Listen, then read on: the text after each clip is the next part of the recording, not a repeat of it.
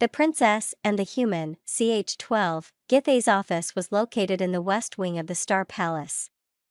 It was, of course, no coincidence that it was very close to the private chambers of Princess Silvani. While she occasionally took care of the palace's employees, she was first and foremost the private physician of Her Highness. It was expected of her not to take many regular patients, so she would always be available should an emergency arise.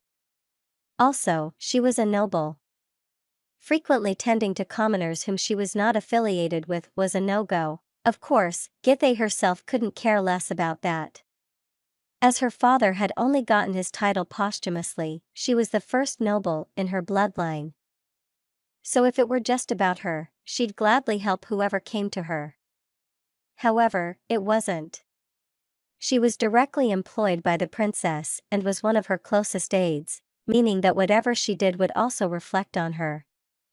Sure, one look at the princess's merits made it obvious that she would be the one succeeding the throne, but she could still face a lot of hardship if she was on bad terms with the high nobility.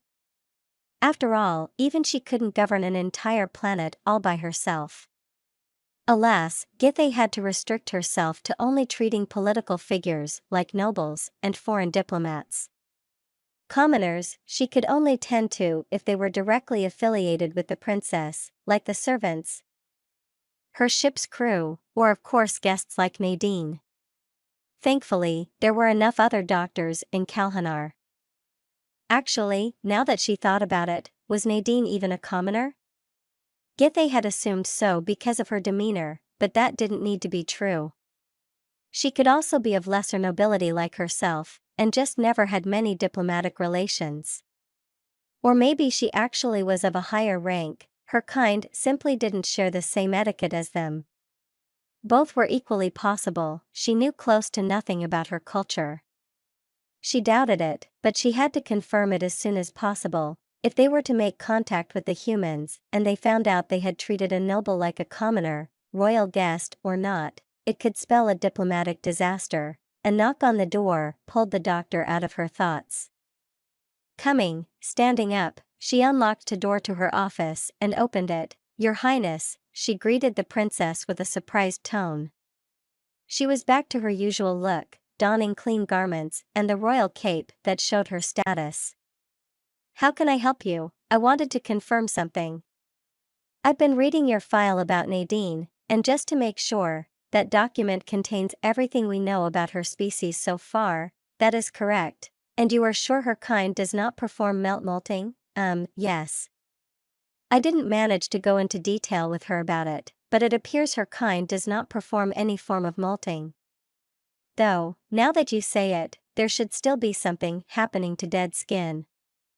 I'll add that to the list of things I still need to ask her." The princess sighed. "Do that, but that is not why I was asking.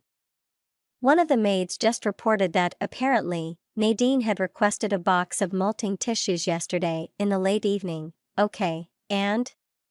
"She used them for something else, I assume. Maybe some other bodily function we don't know of yet."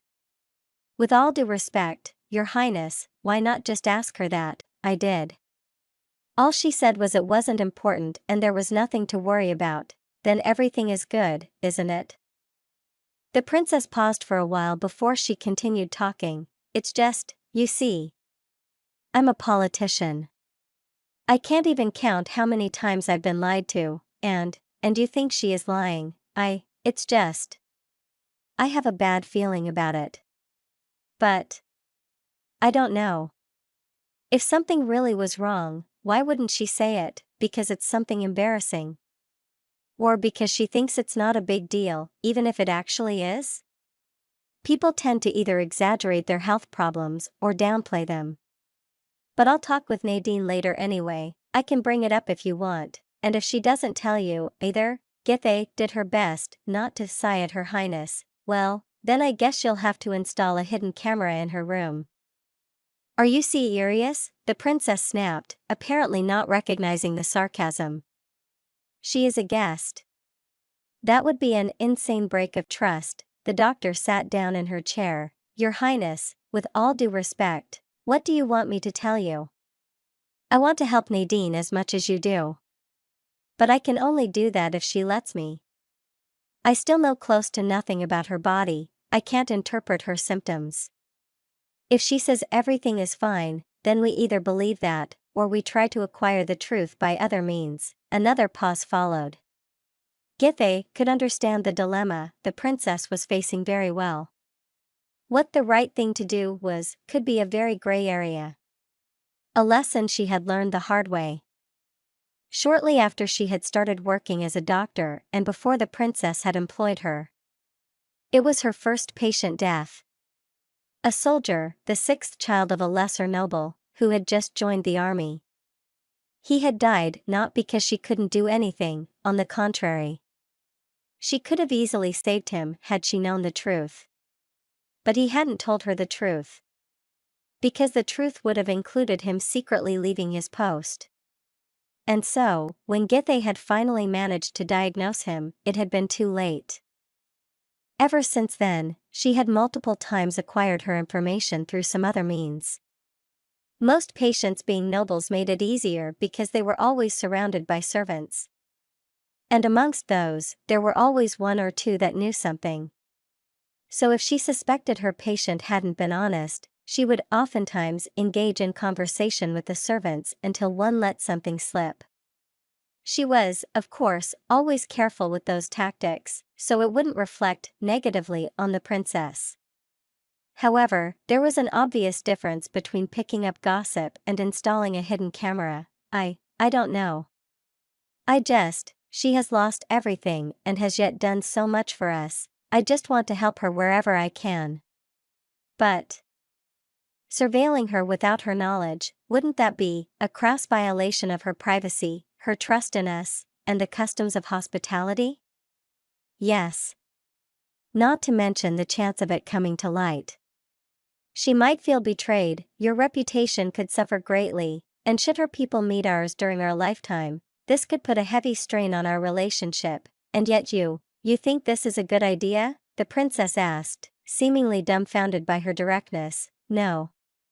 In fact, I think it's a terrible idea, that was the truth.